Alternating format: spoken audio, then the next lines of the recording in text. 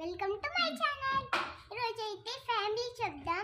మా డాడీ ఏం చేస్తారు, మా మమ్మీ ఏం చేస్తారో చూద్దాం. సరేనా? మీరు లైక్ చేయండి ఫ్రెండ్స్. ఇదిగోండి ఫస్ట్ మా మమ్మీది.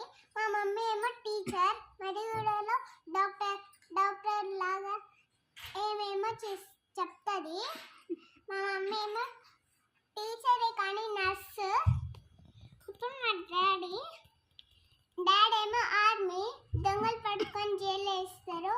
ఇప్పుడు మా బాబాయ్ కూడా పోలీస్, కానీ ఇప్పుడైతే వెళ్తలేడు. ఎందుకంటే మా పిన్నికి